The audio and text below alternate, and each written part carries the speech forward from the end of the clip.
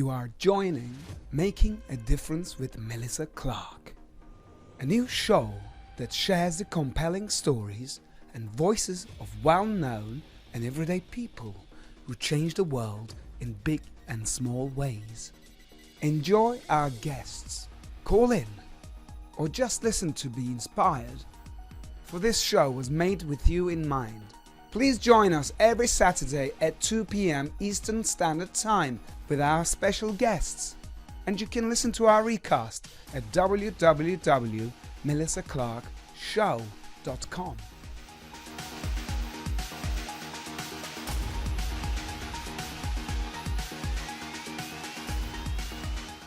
Hey guys, good afternoon. Thank you so much for joining us here on a Saturday.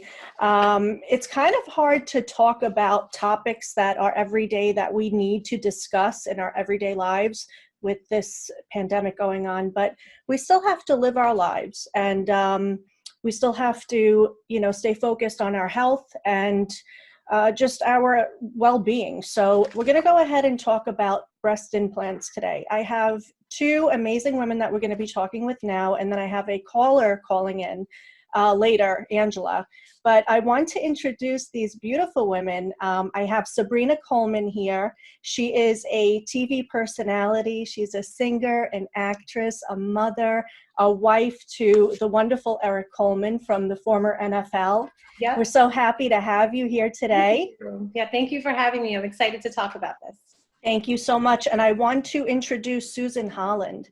She is the executive director over at Cancer Schmancer organization, a dear organization to our hearts over at PHM, not to mention that she is the longtime friend of this beautiful woman. So Susan, thank you so much for joining us today. It's so important that you're here with us, and thank you so much. It's an absolute pleasure, and it's very nice to meet Sabrina. And this is a very topic close to my heart on many levels. So I'm very interested in being a part and seeing how I can enlighten and join this conversation. Thank you so much, Susan. Now I'm going to have Susan and Sabrina feel freely to talk with one another. So Sabrina, let's start with you. I saw your video on Facebook, our mutual friend, Nick the Balloonatic. I love him. I love him too. He's amazing. He shared your story. And I was like, wow. And then I saw something from Cancer Schmancer. I'm like, I got to get these two together. So this floor is all yours. Let's hear what happened to you, please.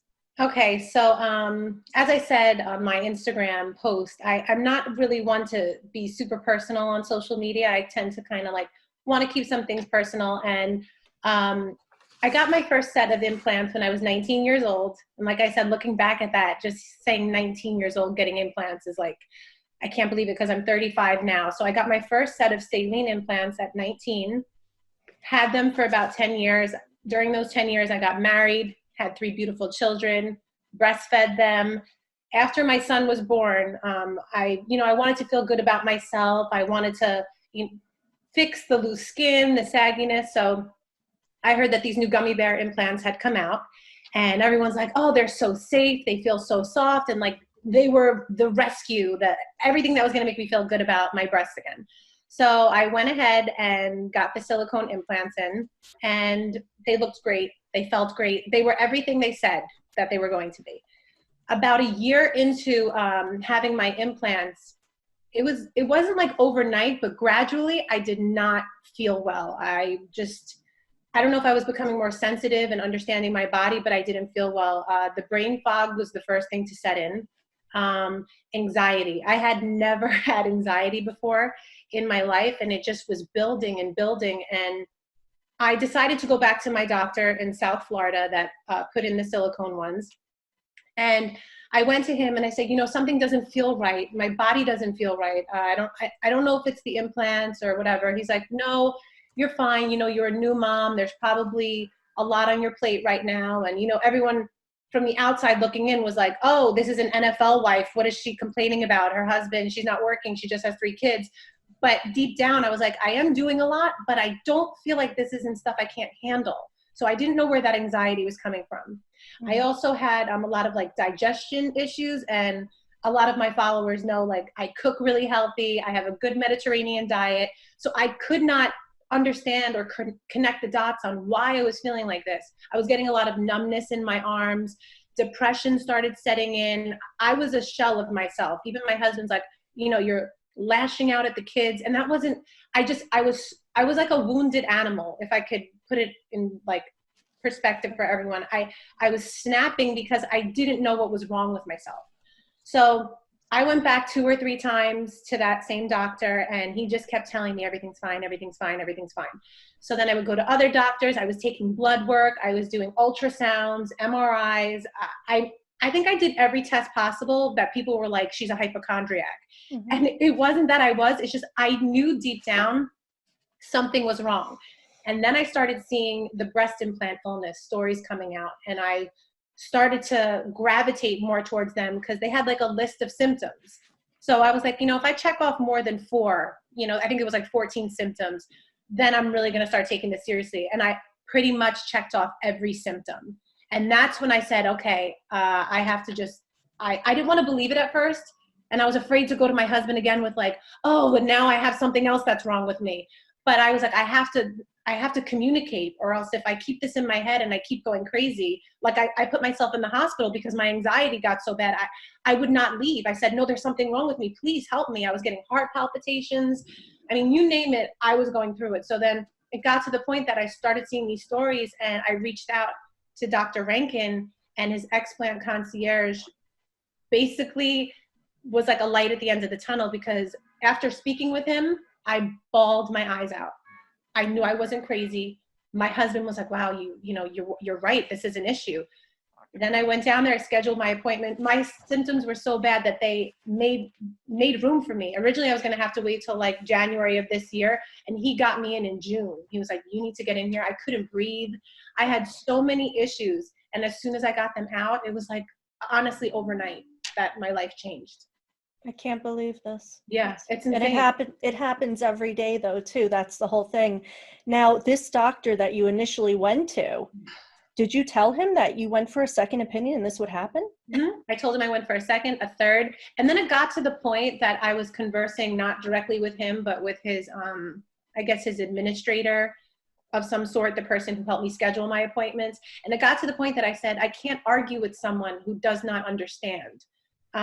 He told me, I distinctively remember, he goes, this is the FDA dropping the ball. Because when I brought up, like, I think I need to take them out, he's like, no, we'll just switch them out. And I was like, I don't want them in me. And he's like, oh, this is the FDA. They're dropping the ball. There's nothing wrong with this.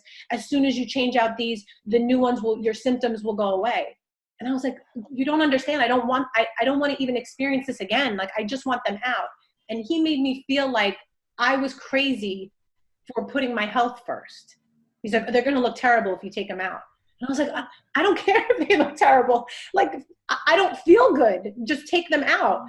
So, yeah, so I just stopped conversing, because it gets to the point that you're arguing with a fool, right? Mm-hmm, like my mother always said, never argue with a fool, because there's no point. So I just said, I'm out of here. I'm not, and all I can do is now share my story. And like I said, I wasn't going to do that until more of my friends with implants were kind of like, I don't feel right. And I was like, listen, they all thought I lost weight. They're like, oh my God, you lost so much weight. And I did lose weight, but obviously going from a D cup to now I'm probably like a small B. You look like you lost weight. But now I'm sharing my story, and I'm so happy people are educating themselves. Oh God, that's wonderful. I don't know if I missed this, but the same doctor, was he the one that put those implants in you? Okay, so I had originally, when I was 19, I did a doctor in New York. My silicone ones, I went to South Florida.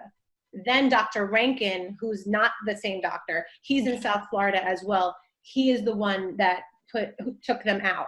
And he doesn't do implants anymore. He just strictly takes them out. Okay, yeah, Susan knows somebody like that. And look, Susan. Can start? Yes, please. Okay. So a couple of years ago, one of my friends, and she's famous, and I'm not going to mention her name. She travels all over the world. She knows that I put on a health summit here in Los Angeles, a large one, and it's live streamed every fall. And I'm always curating, Fran and I are always curating speakers from all of our travels to, speak at them. And I get a text. She was in Scotland, Ireland, or London at the time. And she knew I was, looking for and we do cutting edge, innovative, out of the box doctors all over the world, Eastern, Western, all of it. She texts me and she says, when's your next summit? And I tell her, she goes, you have got to have this doctor there. She goes, I got to tell you, I have not felt good. And she hasn't. She was sickly on and off for a long time. And lo and behold, she just decided, after doing a lot of Googling and research and finding a group of women just like yourself, she goes, I'm getting these boobs out. And again, she was in, she was out of the country at the time, and she does her very due diligence. And, I'm sure they're all great, but she does find somebody here in Newport Beach named Dr. Jay Chun. Oh, yes. That everybody that I've happened to have come across had said, you got to talk to him. He also, board certified plastic surgeon for many, many years that stopped doing everything but explants. For the last, I want to say, 8 to 10 years, maybe longer. Don't quote me on that, but a long time. And so we got in touch, and I thought, oh, how he's in Newport. That's great because he's kind of local. And she had already had the surgery, again, just like yourself, overnight, felt amazing. So we got a hold of him, and he actually, this past November, did a whole segment on explanting only. It was so gripping. Everybody in that room in LA, though, too, I can tell you that 3/4 of the women had implants. And he had a lot of graphics that day. And I myself happened to have implants, for the reasons of, in 2005, I got divorced. I had 2 babies. I lost 40 pounds. I did breastfeed, smart women like ourselves, we got to go there. And superficially, it was textbook 101 for me. Totally. I wasn't taking my shirt off for anybody. Yeah. Until I had my boobs done. And my ex-husband paid for them. Good for you. Anyway, so I've had them for several years. I never had a problem. However, with all that I've learned and all that the women I've come across, and especially after this summit, and also another great, just the more you talk, I'm so glad you're talking, the more the domino effect takes place, right? Now, randomly, a few months after my summit, I'm getting a blow dry for an event, and I'm at a place in Calabasas, which is in kind of my nearby neighborhood. And this amazing, young, gorgeous woman is blow drying my hair, and she tells me of her own story, not knowing what I did, who I was, oh my gosh, or anything, starts telling me, because it was a few weeks, after her, all about her. And she's young, she's in her early 30s. And I say to her, I'm listening, and I'm dying from this, 2 degrees of separation. Yeah. And the universe. And I say to her, who did your explant? Well, lo and behold, and then I tell her what I do and where he was just speaking. And it was just whole thing. Oh my God. So I become very much more involved now. And I've turned her on to a few people who's local and needs to just be in that community. And I myself then thought, you know what?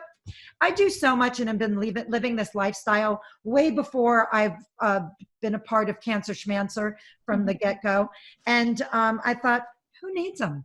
Yeah. I'm toxic free everywhere else in my world as much as you can be, right?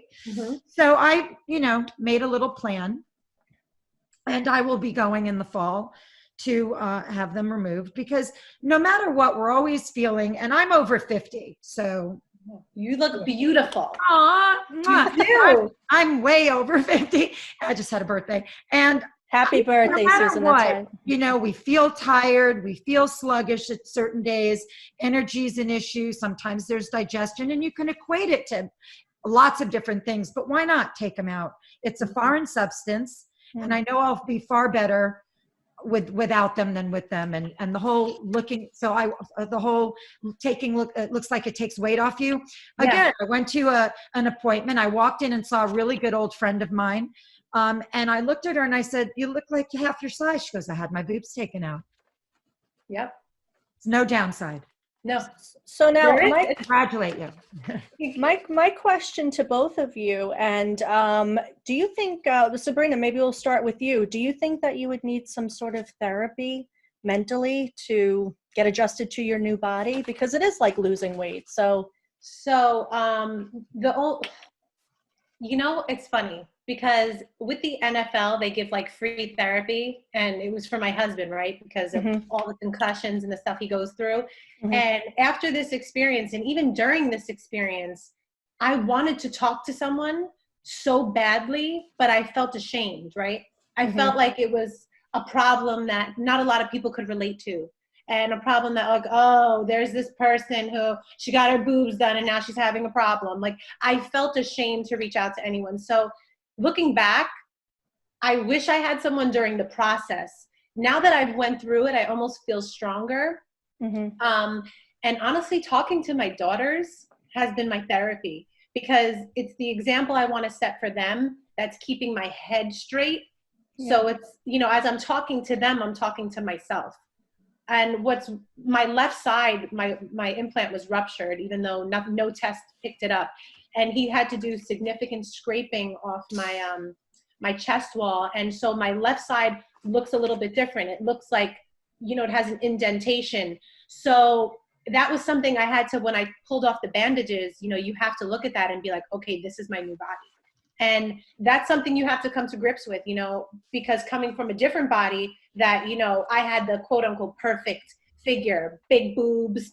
I wasn't in a heavier, I lost my baby weight. So it definitely is something that I would have loved to have the therapy while I was going through it. Now I feel like it's always helpful therapy, but I almost like I got through it. And now it's just like, you almost have to go through it to get through it, and to be there. So not so much now. Talking about it's your therapy. Talking about it to other groups, other ladies. That's exactly right there. Even just talking to you guys, like hearing all those people when they responded to my video, that was huge for me, because I was like, oh my God, you're going through it too. Let me help you. This is what happened. And I'm not ashamed. I even showed one of my friends, I took my shirt off because she's going to be doing it end of March. And I was like, listen, this is how it looks. Be prepared. And that's when I started thinking maybe fat transfer that, but I was like, let me just heal. Let me just feel better. And then I'll address what I need to. I was going to ask you that, because let's get very transparent and people really want to hear it all. There's so many different doctors that, make sure, there's they say, oh, there's all these explanters, but do they really get it all? Certain people that are explanting are just taking, the implant itself out. They really should know how much more you have to get out around that, and all the scar tissue and all of the scraping. And there are some that do take fat, good fat from other parts to fill up like a big boob that you take them out of. What do you do with that? You didn't go through that. No. Well, from the research I did, and the only thing I can say is everyone do your own homework, because there's no doctor that's going to be more beneficial or tell you anything that you can't attach to yourself. So for me, I read, I looked at fat transfers. Initially, I was like, take the implants out and put the fat in, because I didn't want to face that. But the more research I did, I saw that that was not the healthiest route to go. And I want to give my body time to just be normal and to kind of get back to normal again. So I am now 7, almost 8 months post-explant, and I'm seeing more and more women going the fat transfer route. And I kind of want to hold off a little more, because I feel like it's really new, and I just want to make sure, because breast cancer runs in my family. And I'm going to ask you that next. Yeah, so it runs in my family, and I got all the tests when they took out my implants, and they did everything. They tested everything to make sure there was no cancer cells, which I was very thankful for, thank the Lord.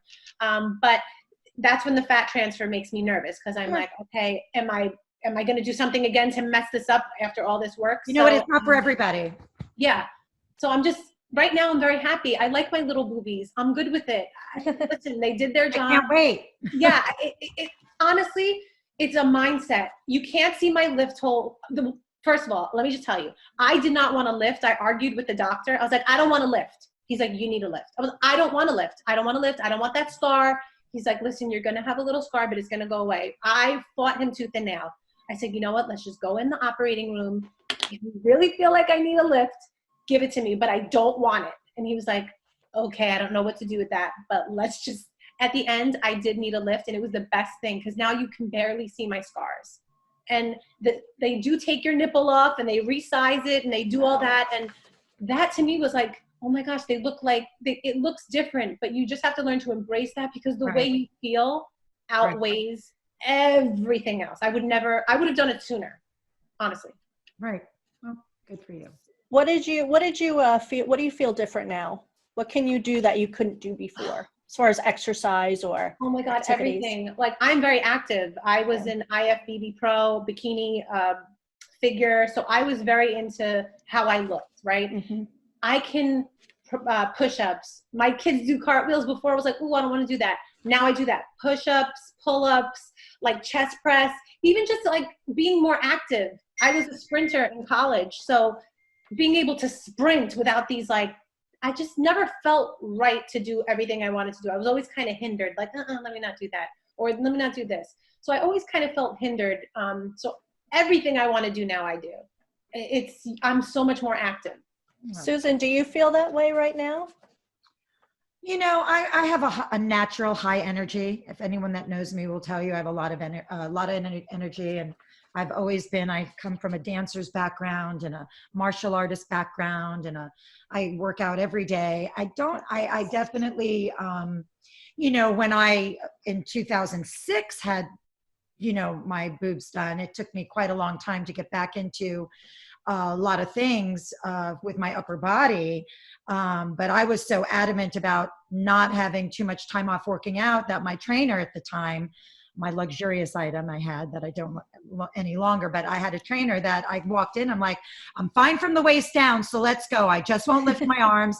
And so, you know, 2 weeks later, I was still working out my lower body, but I would have to say that, you know, push-ups are still a little bit different from that muscle because I still have them in. But, you know, I think also working out and how you feel is a mindset. So I don't really let anything like that interrupt how I feel working out or being so full of exercise and activity daily. And since you are getting them out, I feel comfortable saying this. Once you get them out, you're going to see how much easier your workouts are. Like now, even doing leg lifts, I would like hold up to the bar and I would feel like a slight pull on my implants. And I was like, okay, I'll do only 20 of those instead of 50. So it would like kind of hinder me a little bit, but now I'm like, bring it on, let's do it. Even just, you're going to see how much whiter your eyes are going to be, your complexion. I mean, my daughter brings out pictures and she'll be like, Mommy, look, this is when you had your implants. Look how different your eyes look. It's so weird. God. How old are your girls? 11 and what? I have an 11 and 8-year-old, and they saw me go through my second set of implants. I remember I came home and they were like, wow, Mom, your boobs are huge. And then they saw me do this and they're like, oh my gosh, Mommy, are you okay? Like they saw me come home bandaged up. So it was a lot for them to process, but it was also a lesson to them. Like, absolutely, how Mommy feels is more important than how Mommy looks right now. So. Exactly.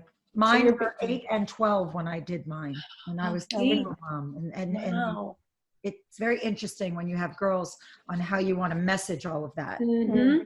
Exactly. To daughters and still stay empowered and honest with them at that age. Anyway. So you women are being very good influences on your kids. That's amazing. I hope so. Now, can I just ask a question? Say they come to you, Mommy, you know, I'm thinking about getting it. Oh my God. I think about this all the time. What would be your response? Susan, you take this one first. Okay, I will. Ready? So I have one that's 21. So both my girls couldn't be more different or built differently. Mm-hmm. And my soon to be 26-year-old had such big boobs her whole young growing up life. But, you know, they start to lose baby fat and they get, you know, their bodies after a certain age and they're both very, very slender. But I've got my 26-year-old that has boobs and has like said, how am I at almost 26 and they're sagging? And I just looked at her and I'm like, they're gorgeous. Yeah. You know that they're gorgeous. And she's Leave like, them alone. And then my 21-year-old, who's tall, slender, and never had boobs, absolutely loves her little boobs because she thinks they're way more fashionable. Like she's like into it. So I don't have that issue yet because there's other things, you know, each decade or year, you still as a mother, you go through different sets of questions and issues. Because again, my 21 and almost 26. But the 26-year-old's like going a whole different route, you know. Why are all my friends getting lip injections and Botox at 25 and 6? And I'm like, don't even start me there, girlfriend. Yeah. Oh my gosh. That's my spiel. They're not really into the plastic surgery, thank God, with the boobs. Oh yeah, no. Please. So okay. So I don't know how I got small boobs. wait, I got to say one thing, but they also both volunteered. I'm going to say, oh yeah, this is important. they both volunteer every year. So they were at last year's summit. They watched all that video, all that footage of all that doctor and what they can do to you. And I can trust you. Not only are half the people getting them out, the women, but both my daughters were like, it was so graphic. So anyway. I know. I wish we had that information. I wish I knew that. This is why it's awesome what you're doing, because now I don't even need to say anything. You know how kids sometimes listen to other people better than they listen to you as a parent? Yeah. So if I would love to take my kids when it's appropriate to give them that message, because they'll take it so much better from, you know, someone else besides me. But I do feel, so let me go back. I don't know how I got small boobs, okay? My mom is Italian, and she has, like, ginormous boobs. They sit up straight. She breastfed 5 kids. I don't understand. So when I came out, I was like, what? I'm an athlete, but my sister has big boobs. Everybody in my family has big boobs. So I was like, oh, I pray, like, my daughter, you know, she doesn't ever want these after I got them out. And now that she's getting to that age, I can already see she's got my mom's boobs. So I'm like, okay, you're not going to need those. My second one, she's more athletic, very slender build. And she's like, Mommy, what happens if I don't have big boobies? And I was like, your boobies are beautiful the way they are. Mm-hmm. They're healthy. They're beautiful. Leave yourself alone. Don't go through what Mommy went through, because look how healthy Mommy is now. And that's what God gave me, and be happy with that. And that was the end of that. And she's 8. Good. And I hope that's the end of the conversation, because I don't want to revisit it. It will be, because now you got boys in dating that you're going to have to get into discussing. That will be. Well, I'm just going to take her to the summit and be like, sit here, get a bag of popcorn, tune in. It's true. You know, I was always flat chested. Okay. I'll be 40 May 10th on Mother's Day. And for the past 2 years, I grew boobs. So now I'm like a double D. My mother, it's crazy. My mother was always big. My sister's big. My middle one, not so big. My middle sister's not so big. So now these things just came, and they're beautiful and lovely, but I would rather just have small boobs and a nice tush. Yes. You know, like Kate Hudson. We all want what we don't have. Yeah, I know. It's funny, the world, right? Now I'm really embracing my tush, because I'm like, oh, this is all I got. So I'm doing all the squats. Do it. Embrace our bodies. Life's too short. I said, we're all healthy now. You don't have to do this. My husband doesn't have to do this. It's cute when they have a gut, you know? Like, what the heck? It's true. It's nice when I have gray hair. As you get older, you appreciate all this, because it's a privilege to get older. Okay. You know what I mean? And especially nowadays. And I want to get into cancer schmancer. Let's do cancer schmancer, because I like it. Susan, let's talk about, because we wanted to talk about breast cancer, right, Sabrina? We wanted to bring up that topic. Okay. My question to you is, with all of your experience, these women have both of their breasts removed. Do most of them get implants after that? You know, yes. I don't know about most, but yes, a lot of women do. And then there's a whole, there's a whole set of women that don't and can't, because they're small to begin with. And depending on how much they have to take out, they live with spacers for a year. So they have to stretch skin. And there's just so much that can be put back in. I unfortunately, but fortunately, I have some badass thriver girlfriends, all of them, breast cancer girls that, have not had them implants put in and, are better for it.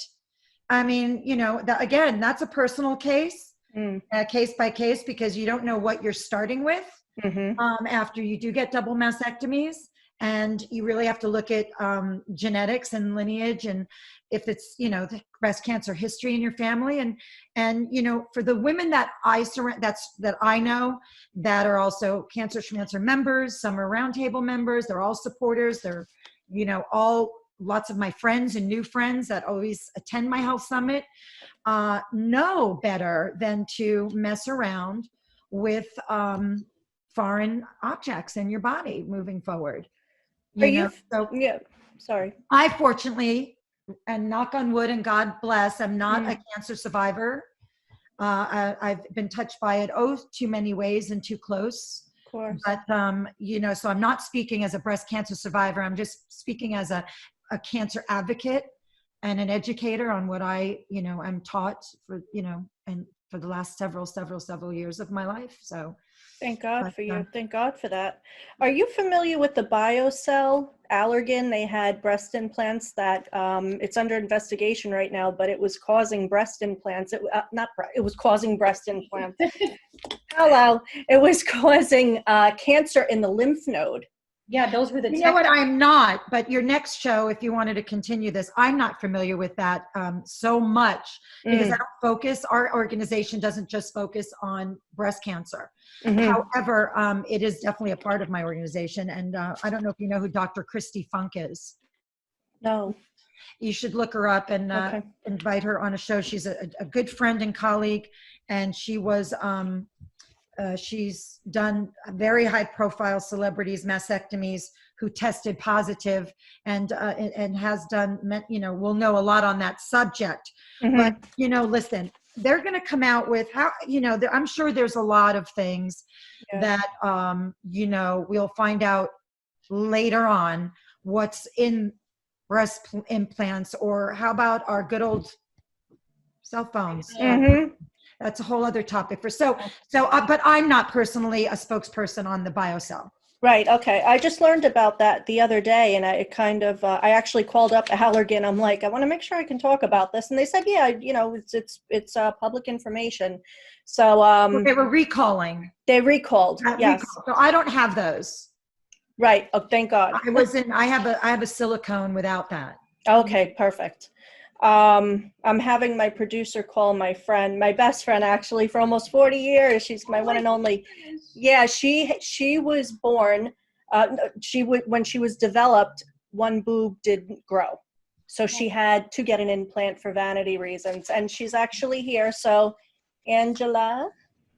Hello, ladies. Hi. Hi. Hi. Thank you for having me. Thank you so much for being here. This is Susan Holland. This is Sabrina Coleman. This is Angela Gelardo Martinez. Ooh, hello. Hello. Nice to meet you guys. Hey, girls, Angie Martinez. We're all from New York, by the way, so everybody knows who Angie Martinez is. Angela, let's discuss on what happened with you. Can you tell us when you were developing what happened? Yes, I was always small-breasted, about A, maybe B size cup. When I started noticing the difference was probably around 16. I started seeing a significant difference in my size of my breast. And I went to doctors. They said, well, I'm still developing, let it go. It started getting to the point where it was affecting me emotionally, because I started noticing it in my size of my shirt. So if I wore a bra, you would see a significant difference with one being flat and one being developed. So I would start wearing a padded bra, but one would be padded and one wouldn't. It started that way. And then about 16 years old, when obviously you're pretty much in your prime of growing up, you know, with your friends and going out and everyone's very well developed, you become insecure naturally. And I spoke to my parents about it. They were very surprised, as I had to open up to them. And they said, okay, let's go to a specialist. And the difference with me was I was only 17, and back then, I'm 40 now. I don't know what it is now or how they go about it, but you had to be 18 to get anything done. So that clearly wasn't an option for me, because it was, it was a big difference. So I saw a specialist in Staten Island, Dr. Raju, and he said to me, given my circumstances, insurance will cover it due to it being medical issue. Mm-hmm. So I was able to, at 17, get the implant done. He did a silicone teardrop, and it actually happened to be one of the smaller ones, because again, I was only a full A, maybe a B at the time, and reassured me that the saline is very safe. God forbid anything should happen to my body or get into a car accident or should erupt, my body will take it up because it's salt water. So I took all, safe precautions and got it done. Wow. And before that, you were wearing pads, so it was very uncomfortable for you, right? You were telling me. It wasn't so much that it was uncomfortable. When you're developing and you're a young girl, and I mean, I don't want to get personal, but you start dating boys and you go into relationships and you can't be, involved with them in ways you want to be, because you're so insecure, because, you can't. So, last thing or you want to go swimming with your friends and you put on a bathing suit and one has a padding and one did. It was hard. It was hard growing up, especially because when you're young, your physical appearance means everything, so they put in your head, you're not old enough to know that it's not important, to you it's everything. So it was tough growing up with that issue. It was very personal to me, but once I got it done, it was amazing. It was just, I was so confident. I mean, I still stood true to my body and I respected my body, and it didn't, make me okay to do things with boys. It was, for me, it was more mental. It was more like I could wear a shirt and feel confident. I could put a bathing suit on. I felt confident. It was perfect. The job was perfect. I was small. I was content with being small. I just wasn't content with the difference in the size boobs, obviously. So it has its good points and its bad points. I mean, what advice would you give to somebody that wants to that has a situation right now that they're going through this? What advice would you give to them? Honestly, do you, whatever makes you happy, whatever you're comfortable doing. It's so different from when you're younger to an adult. Your mind frame is so different. I got 4 beautiful, healthy kids now. I heard that it could be hereditary. I have one daughter.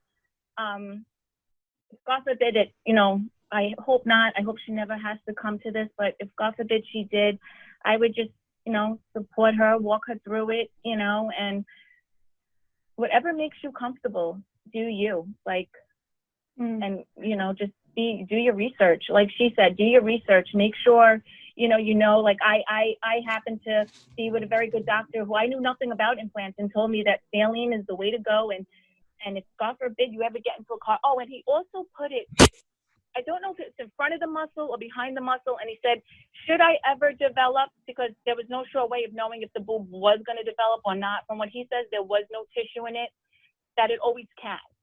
So, and it did. And it did with having babies, with gaining weight and everything. I did. My chest formed, and I was 17. I still have it in me. And I went for my 10-year checkups and everything was always good. And I've never lost water, and I'm okay. Is this a lifelong thing when you put implants in? Do you ever have to get them replaced? Well, they say saline, you do. They say actually with saline, because you lose water. You lose a percentage of water every year, they say. And so they have ways of, I know this sounds silly, but refilling.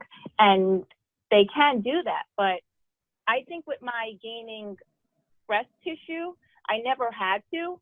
So they still look pretty symmetric. They're the same size. They look great. I'm a very perky person, you know, as far as my breasts, so I never have that issue as far as one looking bigger than the other. I guess I got lucky. I don't know. Susan with Angela can't see, so I'm going to be your voice. Go ahead, Susan. Hi, Angela. So listen, not everybody needs to get them out, wants to get them out, or doesn't feel good. So there's plenty of women that still have them, love them, are thriving. And I get that. And my question to you, because we advocate on a lot of different things when it comes to testing, but talk to me about your mammograms. Being with what you've got going on in there, I'll tell you what I do. I also have the tier. I have silicone though, and he does an up and down thing. I'm actually in the next several months on my way of taking mine out. But tell me what you do for mammograms these days and how you get tested on those. I know you're only 40. So have you had a mammogram? I've had them, yes. That's a good question.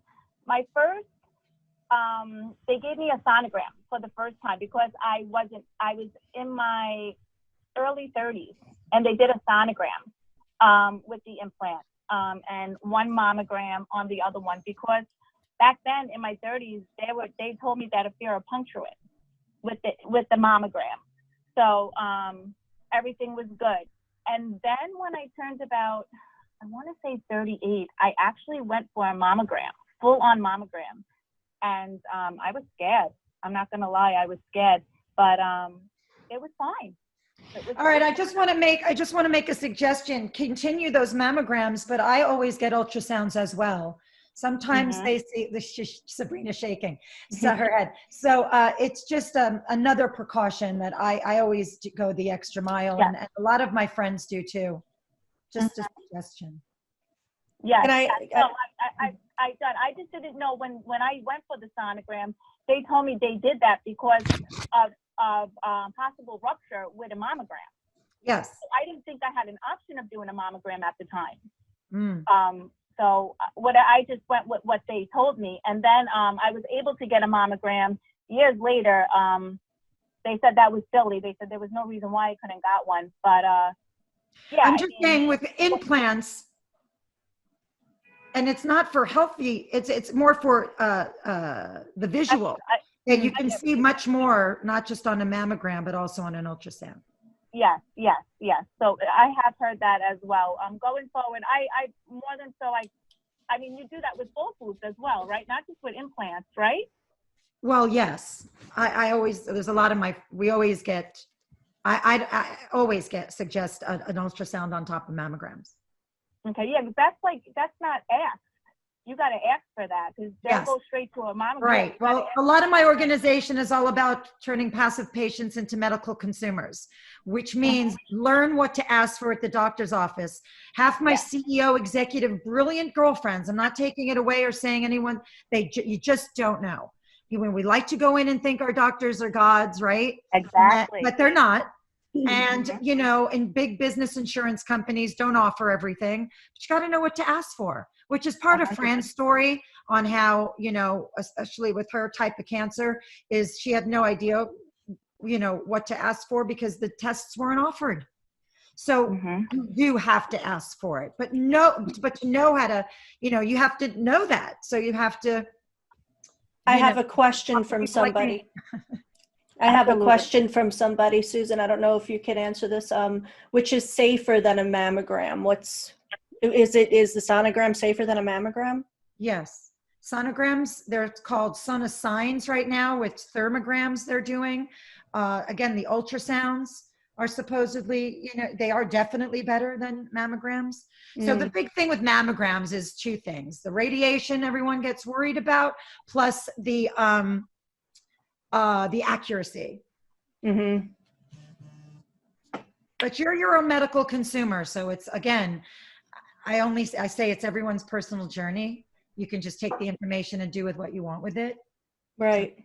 Well, you guys give out a lot of good information, holistic, information to us. And Sabrina, what are your thoughts on this? You know, when I hear your friend talking, it was like me, what I went through as being small chested. So I had like nothing, not nothing, but I was small on both sides. And that whole thing you go through as you're getting older, she's right. Like you're self-conscious. You see the other girls growing their boobs and you're like, why am I not growing? So you almost want to take things into your own hands and be like, you know what, I'm going to fix this. I'm going to do it. And that's my type of personality. I was like, you know, I set my mind to it. And I told my mom, like, I'm getting breast implants. And my mom, you know, being that she's from Italy and she already had big boobs, she's just like, what are you talking about? You know, you're fine. Leave yourself alone.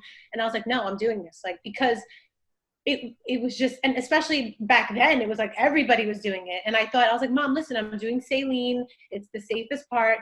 And like I said, looking back, I didn't have as much problems with the saline as I did the silicone, but I did still have issues that were just bearable. You know, I just dealt with them. So it wasn't, I didn't realize how sick I was until I took them out. And I saw, wow, like I was really, really sick. Like I cannot believe I was functioning. And the fact is I was not functioning at my top rate. So, you know, like I said, everyone just do their due diligence, get as educated as you can. There's abundance of information now on the web about, you know, breast implants, illnesses, symptoms, just things to keep an eye out for. And I had actually asked the doctor, I said, you know, should I put saline in? Because they didn't give me any problems. And he told me I see as much saline problems as I do silicone. So it's really not the difference, because the saline are encapsulated in silicone. And some women aren't having problems. They're just not getting reaction, and other women are. And that's why everyone just has to, like you were saying, do you. Whatever your body is telling you, whatever you're feeling, do your best to understand it and try to address it. And, you know, I have a few of my friends, as I was telling Susan before we came on air, that they went through those steps. You know, at first they thought, oh my God, these women are crazy. The way I thought, I cannot believe you're taking your implants out. And as my symptoms progressed and I watched these other women's progress and them actually doing it, I realized, okay, you know, this is an issue I have to address personally. This is my own thing. And everyone's got to take their own step. Everyone has their own story. Yeah. So when you first showed, if I can ask this question, when you first showed like your husband, you know, this is me now, how was that? And I'm sure he welcomed you with open arms and loved you because you're here. You could have really been sick. So you know, it could have really progressed into something bad. So on the tail end, when my symptoms were like, I would say they were at a peak, my husband was like, we got to figure out what's going on. And when I came out of anesthesia, and I'm going to post this video, and I haven't done it yet, but it was me coming out of anesthesia and him telling me, you know, you were ruptured, this and that. And he told me I look like a volleyball player.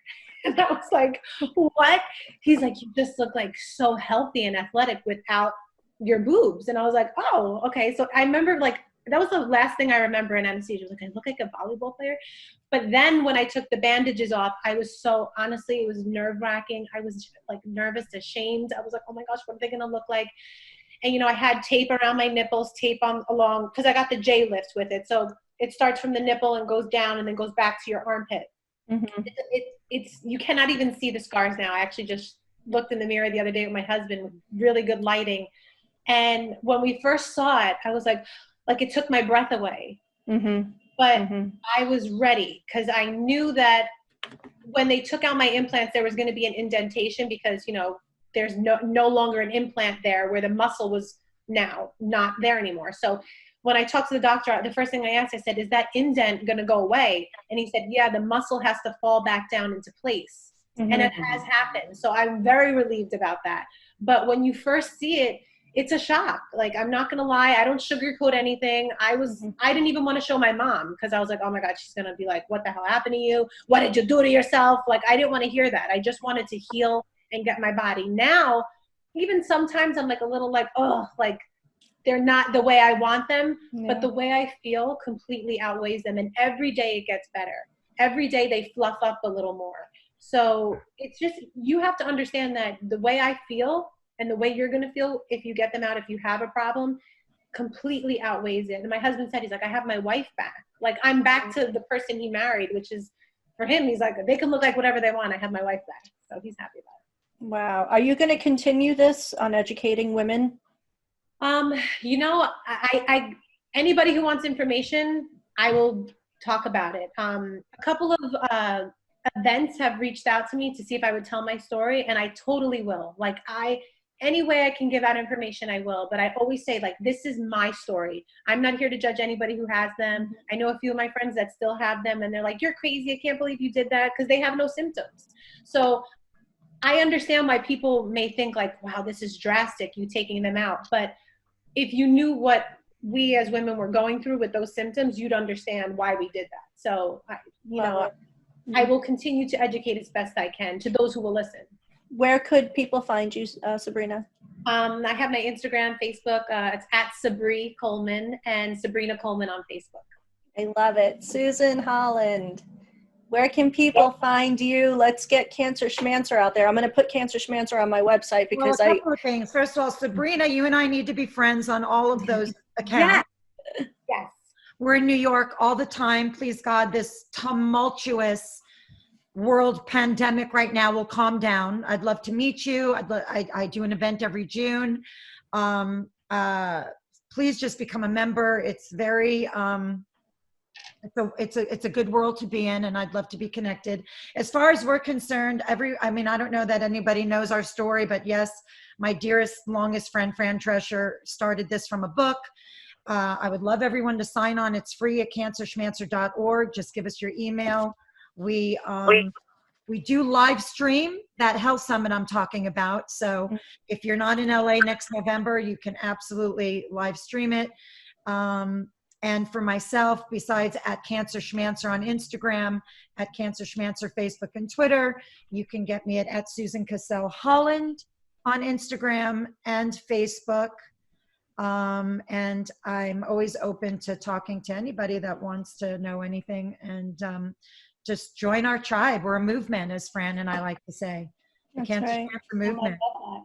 God bless. And Angela, people should contact me for you, right? Because she's a little private. Okay. Yeah. Yeah. If you have any questions, contact me. I'll be her PR.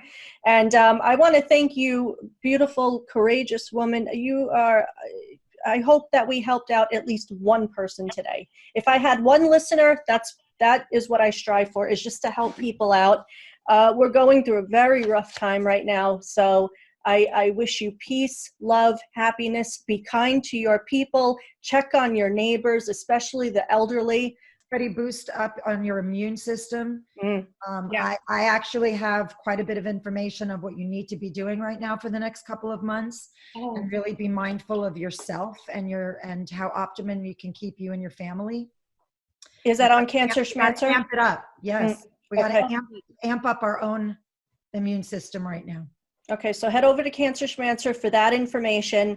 Thank you all so much. Thank you, ladies. Susan Holland, Sabrina Coleman, Angela. So good to meet you. Nice to meet you too. Yes. Please get in touch with me too through Melissa. Yeah.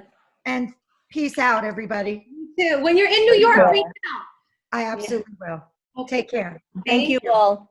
Thank you. Bye. Thanks.